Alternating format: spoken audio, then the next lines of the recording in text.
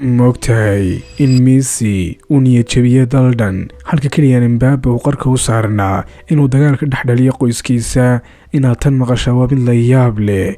kuwani waa 8 ciyaartoy oo la sheegay inay dalalkooda khiyaameen, laakiin sugla ayaad ka maqasho waxyaabaha uu sameeyay Diego Costa kuwaasuu halis geliyay naftiisa wuxuuna ku sigtay in la dilo. laakiin marka hore aan ku bilowno Erling Haaland kaasoo seegay fursaddii ugu samayn lahaa weerarkii ugu halista badnaa ee taariikhda kubadda cagta caalamka oo dhan. Erling Haaland waa mid halis badan markay timaado dhanka goolasha, wuxuuna weli yahay 25 jir, laakiin hore ayuu u qaaday Champions League, Premier League, xitaa wuxuu jabiyay rikoodhkii goolasha ee hal xilli ciyaareed. laakiin markaad fiiriso xulka dalkiisa Norway, Haaland sidoo kale halkaasna wuxuu ku yahay mid aad u khatar badan.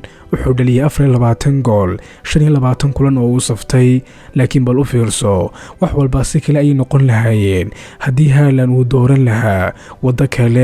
inkastoo labadiisa waalidba ay ka soo jeedaan dalka Norway, Erling Haaland wuxuu ku dhashay magaalada Leeds xilligii aabihii uu weli u ciyaarayay kooxda Leeds sanadii 2000, taasoo macnaheedu yahay inuu xaq u lahaa inuu ciyaaro England. si kastaba ha ahaatee, Haaland wuxuu doortay dalkiisa Norway, wuxuuna yidhi waxaan ku noolaa Norway muddo dheer, markaas waxay ii ahayd wax dabiici ah inaan halkaas doorto. bal sawiro Erling Haaland, Harry Kane iyo Marcus Rashford oo u ciyaaraya hal xul qaran, runtii waxay noqon lahayd wax la yaab leh.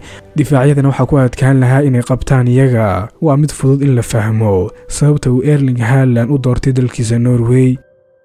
2. Jamal Musiala. isaga arrintiisu waxay ahayd khiyaano dhaba. Jamal Musiala waxa uu leeyahay oo dhalay aabba Nigeriana oo guursaday hooyadiis oo Jarmal ahayd, wuxuuna ku dhashay Stuttgart ee dalka Jarmalka. markuu 7 jir ahaa, qoyskiisu waxay u guureen England, halkaas oo uu ku biiray akaadimiyadda kooxda Chelsea ee Blue. isla markiiba tababarayaasha xulka dhalinyarada ee England waxay ogaadeen inuu yahay laacib dabiici ah, wuxuuna la ciyaaray Jude Bellingham iyo Phil Foden isagoo safta xulka 17 jirada ee da'yarada England. qof walba wuxuu filayay inuu noqon doono jeelka cusub ee xulka England, laakiin sanadii 2021 ka hor bilowgii Yuroga, Jamal Musiala wuxuu go'aansaday inuu ciyaaro Germany isagoo ku andacoonaya oo leh meeshaan ku dhashay waa Jarmal, sidaas darteed waxay ahayd wax saxan inaan doorto halkaas. taasina waxay ahayd niyad jab weyn oo ku dhacay taageerayaasha England. si kastaba ha ahaatee, taageerayaasha England nasiibkoodu wuu fiicnaa sababtoo ah weli waxay haysteen Bukayo Saka oo hore ugu diyaarsanaa inuu buuxiyo isla booskaas.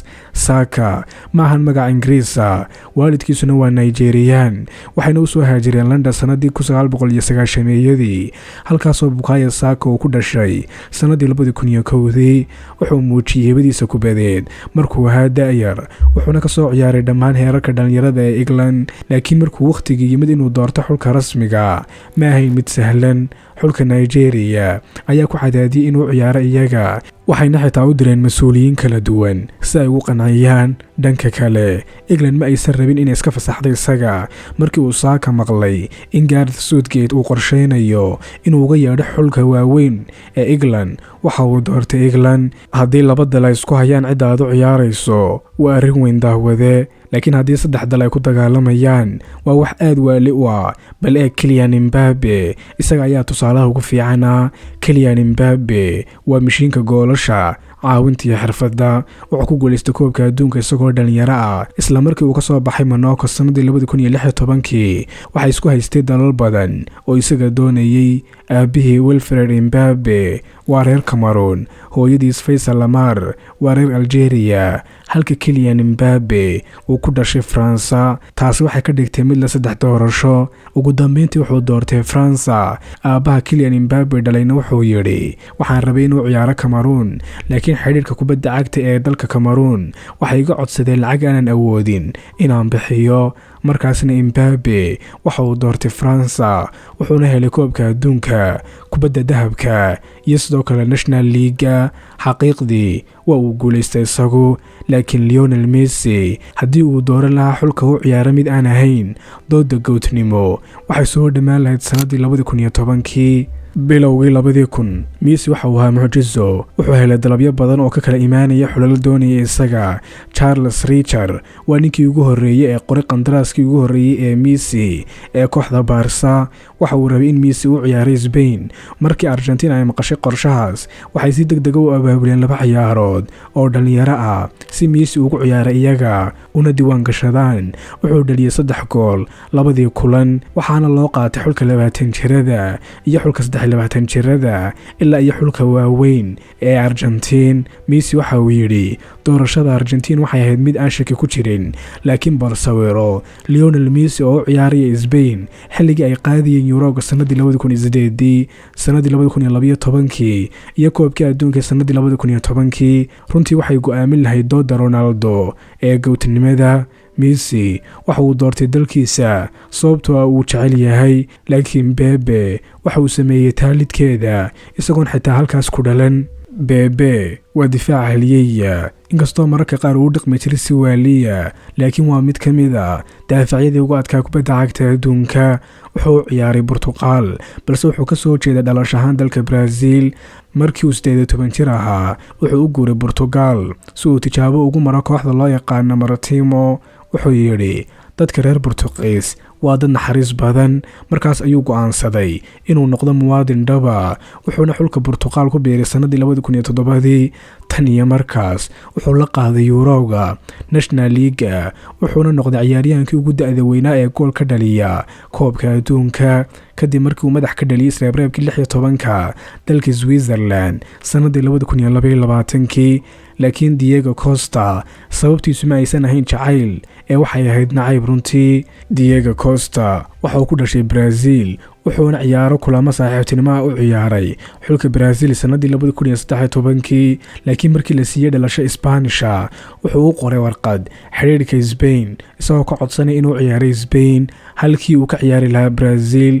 tababarihii Brazil Luis Felipe ayaa si weyn u canaantay Diego Costa, wuxuuna ka saaray xulkii Brazil. Costana wuxuu ugu dambeyntii noqday ciyaaryahan rasmi ah reer Spain, laakiin ma ahan dhammaan ciyaartoyda bedesho dalalka u ciyaaraani inay khiyaamo sameeyeen.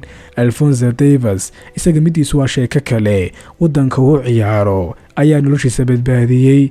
Alphonso Davies wuxuu ku dhashay Ghana, laakiin waalidkii waa reer Liberia oo dagaal sokeeye uga cararay. nolol adag ay ku noolaayeen xeryaha qaxootiga, mararka qaarna waxay wateen qoriyo si ay naftooda u difaacaan. ugu dambeyntii waxay u soo guureen Canada, halkaas oo Davies uu ku barbaaray kuna bilaabay kubadda cagta. wuxuu noqday ciyaaryahankii ugu da'da yaraa ee u ciyaara Canada isagoo 16 jir sanadii 2017. markii dambana Ghana ayaa isku dayday inay dib ugu yeedhatay isaga, laakiin go'aanka Alphonso Davies waa mid cad. wuxuuna yidhi wadanka badbaadiyay noloshayda ayaanu ciyaaraya. sidoo kale Alphonso Davies wuxuu noqday haliyey, wuxuuna taageeraa kanaalkeena. wuxuuna yidhi waxaan taageeraa Mankaal, waana saaxiibkay. intaasina waa kaftan saaxiib. haddaba daawada su'aal, haddii ay jiraan ciyaartooy kale oo aan ilownay oo dalalkooda khiyaamay amba doortay dal aan dalkooda ahayn, noogu sheeg qaybta kommentiga hoose. fikirkaaga xor baad u tahaye. waxaan soo gaarnay dhammaadkii muuqaalkeena. ha iloobin inaad ku soo biirto kanaalka oo aad tidhaa subscribe. intaynu ku kulmayno muuqaalkan muuqaal la mid ah, sidaas iyo maca salaama, fii amaanillah.